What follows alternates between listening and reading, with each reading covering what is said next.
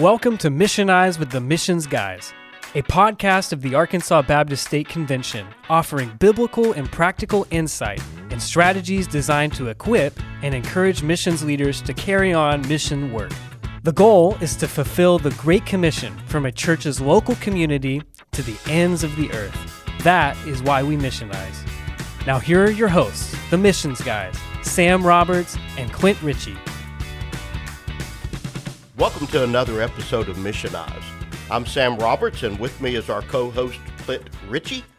Now, if you're new to Missionize, Clint and I serve on the missions team of the Arkansas Baptist State Convention.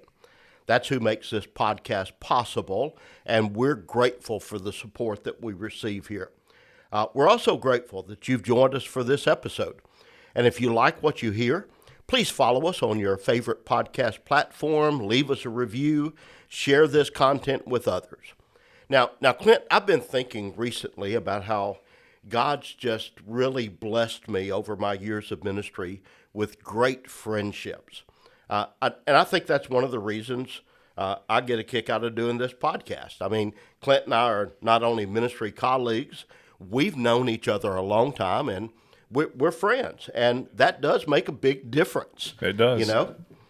Now, prior to coming to this position, Clint and I both served the local church as a pastor.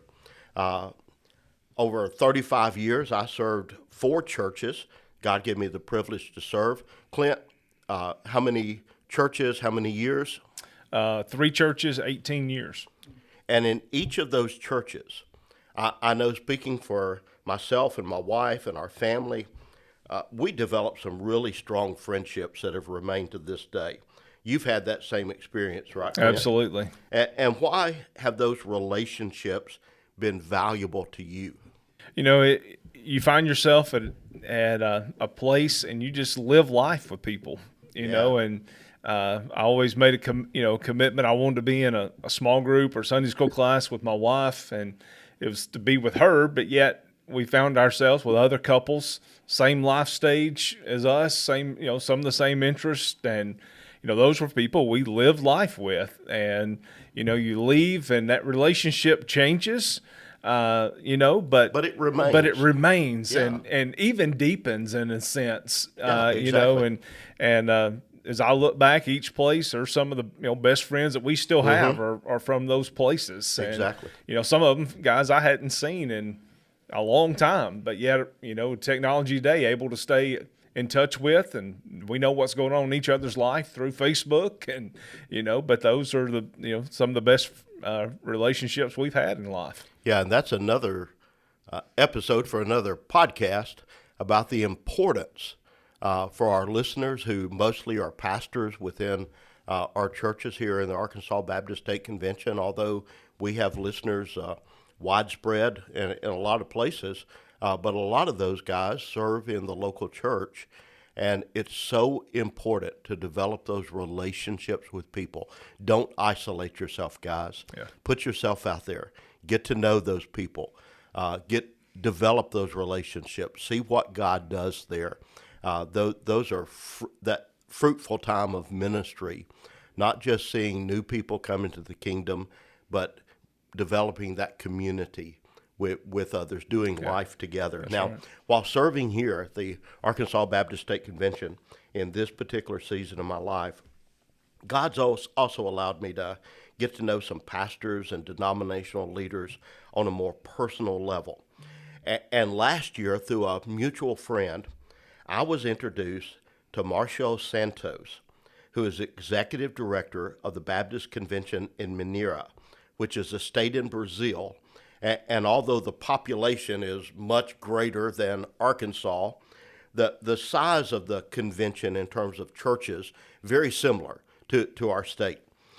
Last fall, he and his family spent a sabbatical here in Arkansas, and during that time, Martha and I just fell in love with Marcio and Marcella, his wife, and their 2 children, and we celebrated birthdays together. They came to our home, had an American Thanksgiving meal.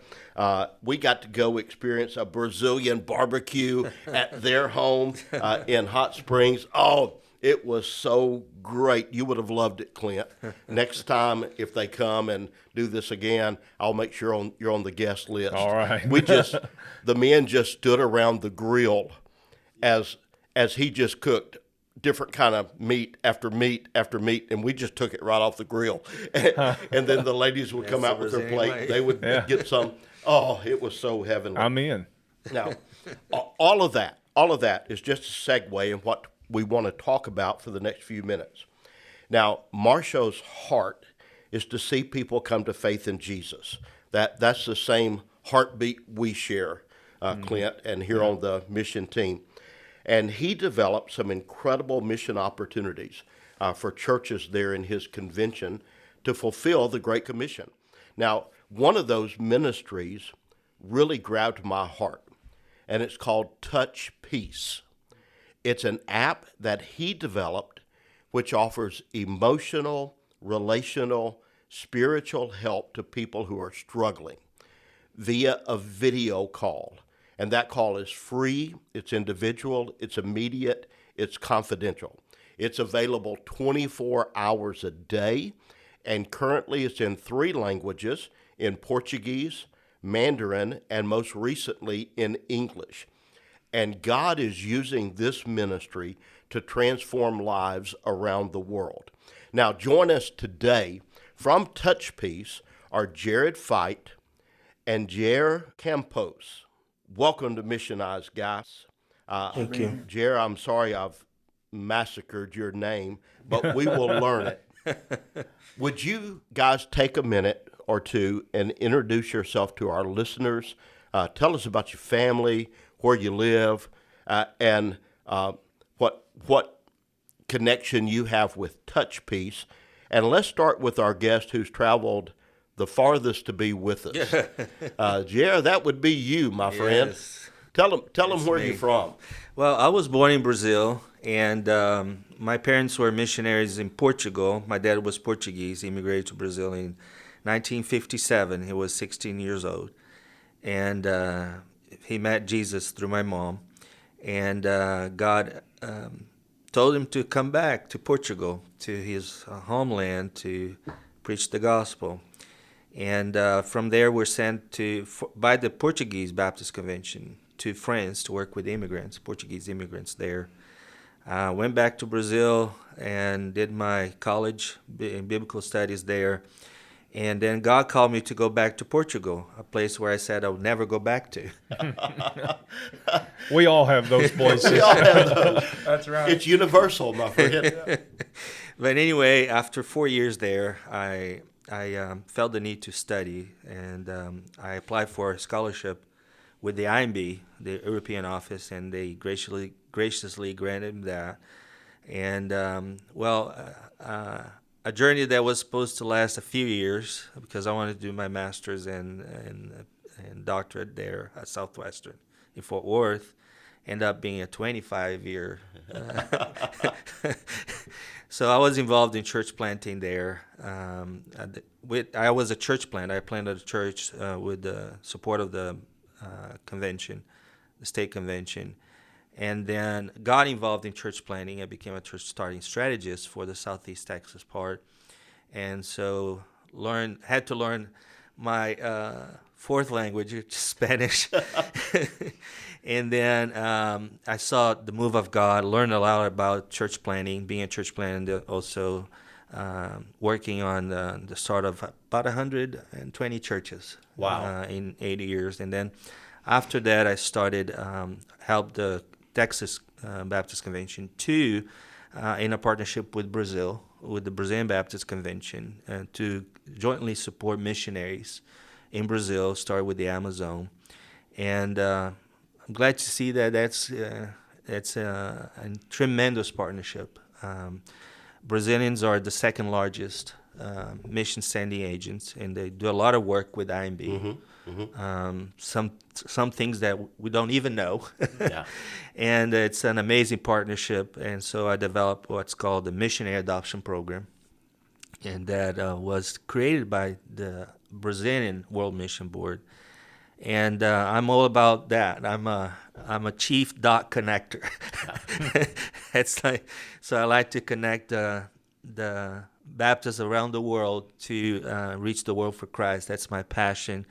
Finishing my D-Man at Southwestern, graduating on the 2nd of May, and wrote about it and the role of the local church in missions as modeled by Paul and the Philippian church. So anyway, I'm a nomad for sure.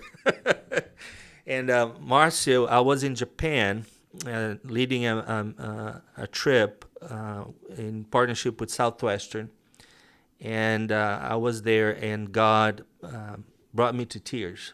I was in Shibuya, which is Tokyo Times Square, and so many people lost, so many people, and suicide it's about 22,000 a year in Japan, and 100,000 people just disappear. And they lose their identity. They delete everything about themselves, end up in drugs, and end their lives. And God brought me to tears. I was crossing one of the crossroads. I was crossing and said, God, save Japan. And so the idea was doing biblical counseling, connected to biblical counseling at Southwestern with Dr. Okinaga, was to actually do an app, create an app where people can just scan the QR code and be available to to get a new ID in Jesus. So I was sharing this with Marcio, and he said, "You're not going to believe it. This is already done." So there's an app. Let me talk about this app. Yeah. I've known Marcio for many, many years. Of course, the connections with Brazil. And I've been a believer since then. I went to the launch in Brazil on purpose. I flew there from Houston, and I'm being an advocate. So he asked me to help, and I can't say no. I'm like you. I love Marcio to death and what he does and what the potential of touchpeace has. The potential that touchpeace has to, as a missionary tool, you can overcome all barriers, and go straight to the person that is lost anywhere in the world. So it's amazing. Awesome. Jared? Yeah, my wife and I live in Hot Springs. We're Arkansas natives. Lived out of state for a while I was active duty military. We have 2 daughters, 4 and 1, and my wife and I have the privilege of co-directing the English side of touchpeace together. I am a pastor at heart, even though I'm not pastoring at the moment a church. I'm in between churches, but that's what my undergrad is in. I'm currently a student at New Orleans Seminary for an MDiv in evangelism and church health. And my wife has a degree from Liberty University in Christian counseling, so this is very much our speed, evangelism and counseling combined together. Awesome. And so we had the privilege of getting introduced to this back in the fall while Marcio was here on sabbatical. And we've officially launched English December 2nd, and we've been going ever since. And Awesome. So we live in Hot Springs. That's where we're located.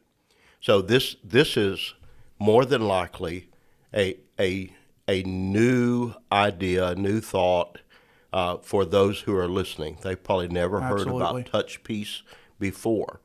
So just in just a few sentences, would just briefly, would you share with us what is the mission of touchpeace, and walk us through how this works? I would say that the mission of touchpeace is simple. It is to see lives transformed by the gospel of Jesus Christ. It is to see, to fulfill the Great Commission of Jesus Christ. And the way that works in our ministry context is people who need someone to talk to can download our app and do that with a few clicks of a button on their phone, and get connected with somebody who's ready to listen, who is engaged, who is friendly, who will not judge them for what they're going through. and who will just love them, whether that's through prayer, whether that's through a gospel presentation. And it has proven very needful in Brazil, and we believe it will prove very needful here as well on the English side, and in Portugal, and in Chinese, as I'll share some testimonies about later. But it's simple. We just want to get Jesus to people as easily and as effectively as possible. Awesome. Now, you mentioned that individuals would see this app. How do they run across the app? I mean, Several ways. One of the biggest ways that it got out in Brazil, and I think one of the biggest ways it gets out here, is word of mouth. I go around and speak at several churches, whether that's preaching or presenting.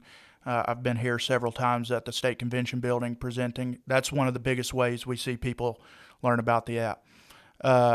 Another way is social media. We do our best to reach people with the message of Touch Peace through social media, and then obviously through other avenues as well, such as passing out material, hanging posters on doors of businesses and things like that. I did some of that this past Saturday.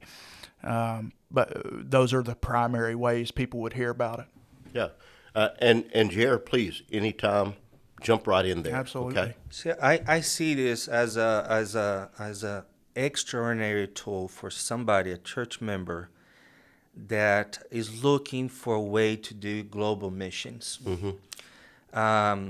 I was talking to Jared a moment ago. God gave me this biblical episode when this woman that had exhausted all her resources in doctors and you see the issue of mental health. Yeah. You see a lot of people that have no way to afford mental health care and don't even have the strength to do that. And she was like that. She was, in the midst of the multitude, and I see the world as the multitude. And she hears about Jesus, and she goes, extends her hand, and touches the garment of Jesus, and she's healed. Mm-hmm. The power of Jesus comes out of him, and he says, power came out of me, who touched me? Mm-hmm. So, and I see this as if we want to be exactly like Jesus, as we walk life, or going to church or whatever, we are on 24/7 mission. This is a great opportunity for people to, share the book, the bookmark, right, or share the app on. But it's also a volunteer. We need volunteers, people, disciple makers. They want to say, I am Jesus where I am. Not in that sense, but I'm an ambassador of Jesus. I'm a multiplier, and I want to share the gospel. Yeah. And so I want to be that Jesus that somebody in need, that has exhausted, has lost hope, has a life of misery, and people that extend their finger, literally, and touch the app, they will find Jesus. So we need those people. We need those missionaries. So there's two purposes then for us sharing about this today. One is to get the word out to folks that this resource is available. There is a mental health crisis in our world today. Right. Correct. And this is another resource that we need to spread to get the word out. The second part is, though, that as you're mentioning, you need volunteers. Yes, sir. So for the listeners, all our listeners or pastors or church leaders, just exactly, how can they be involved in this mission, or how can they spread the word to folks in their churches, like you talked about, that maybe this is their avenue to be involved in global missions? So how can our listeners be involved? Yeah, I tell one thing as a pastor, I always like to stress this to pastors: we're a fully funded ministry, so I don't go around to churches trying to ask for you to support another mission with a check every month. The best way for them to get involved is two ways. Their members can volunteer to take a call, an hour a week, an hour a month, however much or little time they would like. And then the other way is to be an intercessor for us and to lift our volunteers up in prayer, pray that our callers would be receptive to the message of the gospel, that they would get the help that they need. And so those are the primary ways people can be involved with this. Jair mentioned the woman with the issue of blood. Well, the key part of that is that she had heard about Jesus at some point or another. The thing that drove her to touch the hem of the garment was that she had heard about the power of Jesus. And so in order for her to come to the realization that she needed Jesus, she had to first hear about him. And so that's one way they can help, is by helping us tell others about Jesus. Yeah. And, I often tell people when I present, one of the favorite missions verses is Matthew 9, where Jesus says the harvest is plenty, but the workers are few. But we never often read the verses before that say, Jesus saw the multitude and had compassion on them, that they were distressed and downcast, like sheep without having a shepherd. And so Jesus saw this problem. He saw how great it was. And we would look at that and say, it's a people problem. Well, Jesus' solution to a people problem was more people. And so I think that's powerful. We would often say, well, if we got an issue with people, maybe we should stay away from people. That's counterintuitive to the gospel. There's a people problem, and the solution is more people. Okay, so I want to just make sure that our listeners understand this process. Yes, sir. That someone discovers the app, however that happens. God leads them to that app. They click on it. They want to speak to somebody somewhere who speaks their heart language, and those languages that are available now are Portuguese, Mandarin, and English. So they click on that, and then say if you are one of the, we call them here in the English, peace caregivers. I know they're referred to as counselors on the website, but those who have volunteered then say I have, I've said I'm going to do this from 6 to 7 on Monday evening. And just so happens somebody clicks. And I'm sitting at my computer 6 to 7 on Monday evening. And that comes up on the screen, and I'm able to speak with them, correct? Yes, sir. That's how the process works. Yes, sir. It's all done through the app. Now, that person who's listening now that says, hey, I may have an interest in that. I've got an hour a week or an hour a month. I'd love to have the opportunity to speak with somebody about Jesus, using technology to do that. What steps do they need to take to become a peace caregiver? What are those steps there? For TouchPeace English, it's simply this. They would contact me, and I would send them a volunteer application. Every person that volunteers must be recommended by their pastor. Okay, good. That is not that's not to shy anyone away from serving Jesus, but simply we want people. We don't want people who need to use the app to be volunteering to help people use the app. And so that volunteer application has a pastor recommendation in it. And so I would contact their pastor. Once that pastor recommendation is given, then I would send them a link to our online training. Once they finish the online training, it takes a couple hours, then they would contact me, and we would get them an account set up, and they're good to go from there. And so how do they get in touch with you, Jared? They can contact me on my cell phone, 501-701-8118. They can find me. Give it one more time. Yep, 501-701-8118. Or they can email me. It's jared.fight@touchpeace.app, jared.fite@touchpeace.app. Or they can find me on Facebook, simply on my personal Facebook page. Can they? Is there a link on the website that takes them to a volunteer? Yes. Okay. It's touchpeace.app. Okay. Touchpeace.app. So they can go there. There's a say be a volunteer, something like this, and or volunteers.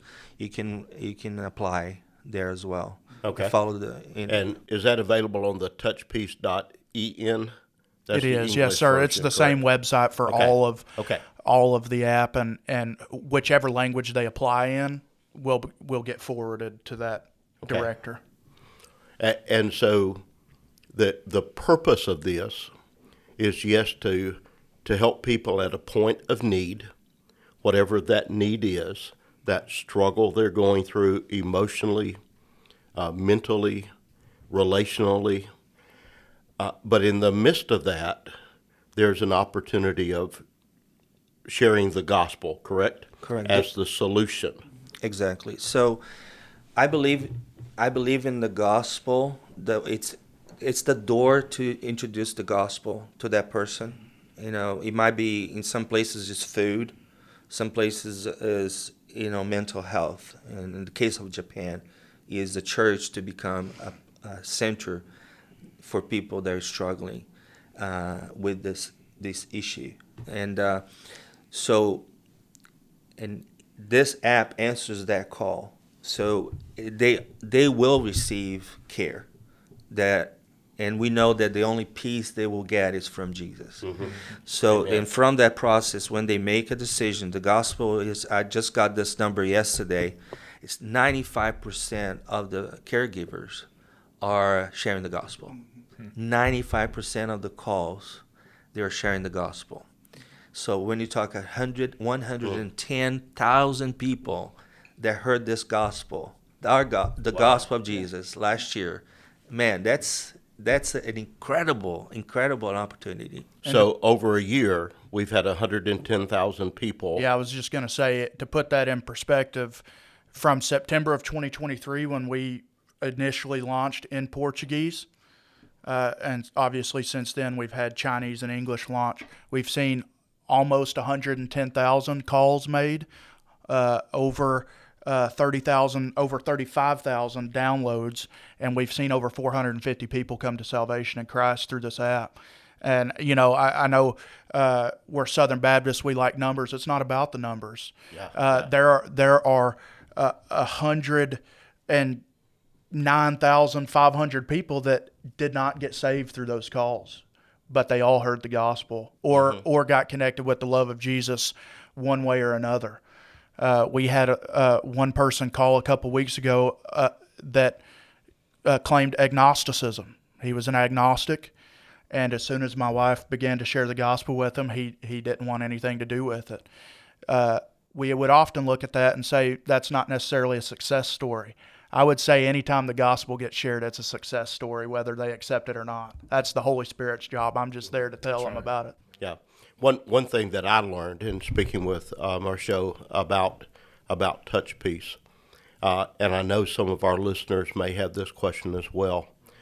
For those who do make that decision to follow Jesus, there is a process in place of follow-up, of discipleship that is done. Jair, can you speak to that just briefly? Yeah, so people, there are some cases that are very, very extremist, like a person in Brazil that did justice with their own hands. There's a lot of corruption today in Brazil, and some people that are supposed to be in jail are not. So this guy thought he would take that with his own justice with his own hands, and he killed 150 people and made them suffer for 24 hours, burning little by little somebody's body. I know, I'm sorry I'm being very graphic, but this is one call that is incredible, an extreme call. And he wanted somebody to listen to his confession and repentance, because he could not live with that. And he heard the gospel, but cases.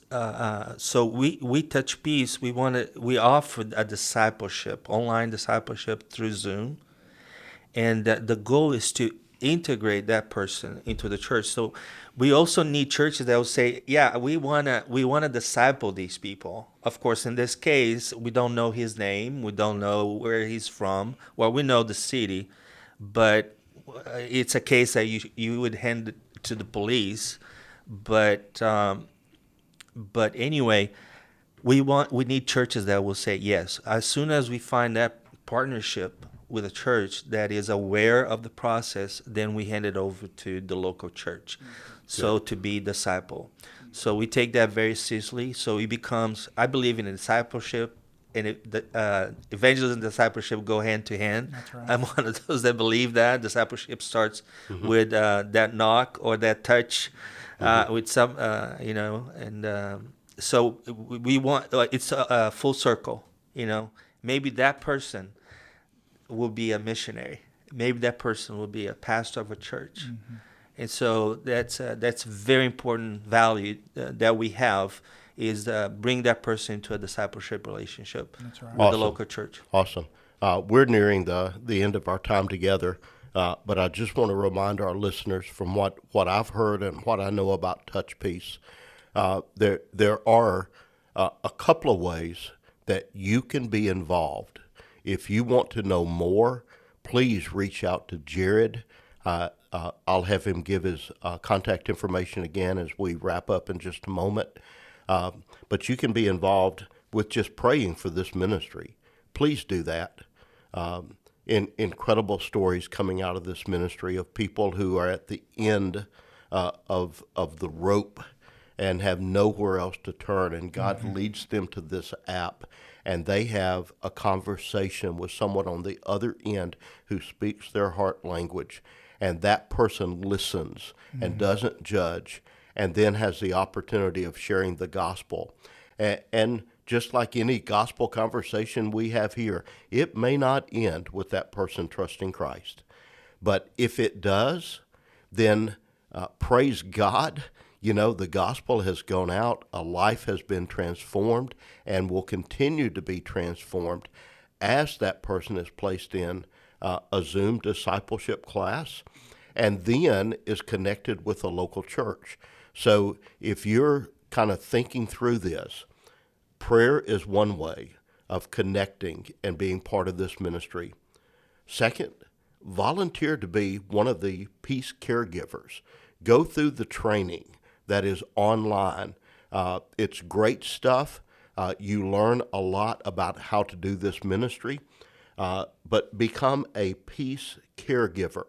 Go to the website, volunteer.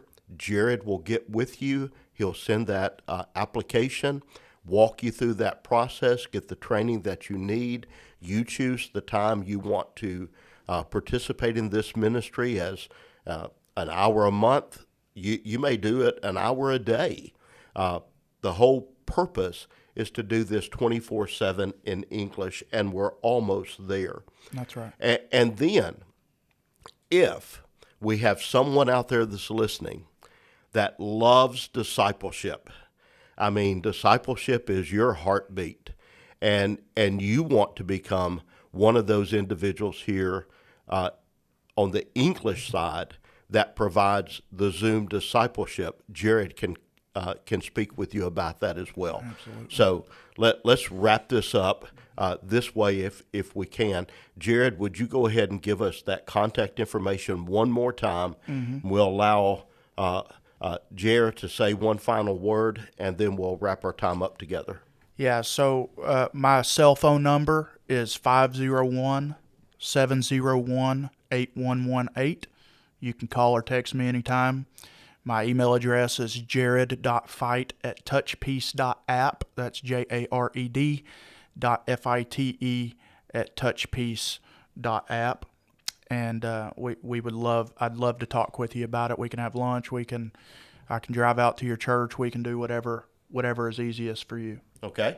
And the final thing, just to the bookmarks, we have 30,000. We can print a lot more of them. So if you're a pastor and you're listening, or if you're evangelism leader, so if you can get those bookmarks, and distribute to your church members, so that will be their mission task that week, to hand this bookmark with a QR code to people.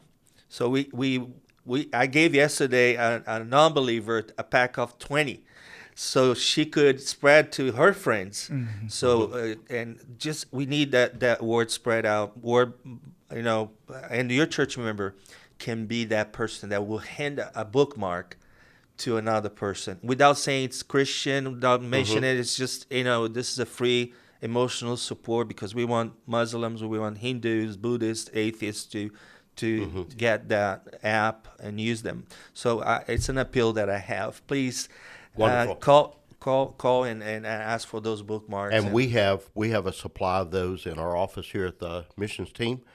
Jared has plenty of those at his office, so please let us know and we'll get those to you. Clint, what do you have to wrap us up with? That's just a reminder of how Arkansas Baptists are touching lives to the ends of the earth. Yes, sir. And a way for all of us to plug into that. So, Jared, thank you guys for being here. Thank you for your ministry. And I want to encourage our listeners to check out Touch Peace and see how you and others in your church can be involved.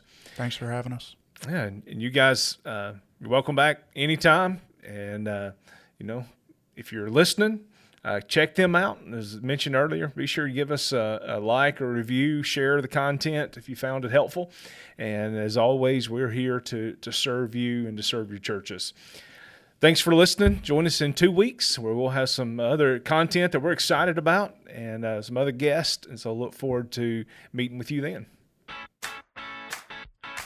Thanks for joining the Missions Guys today.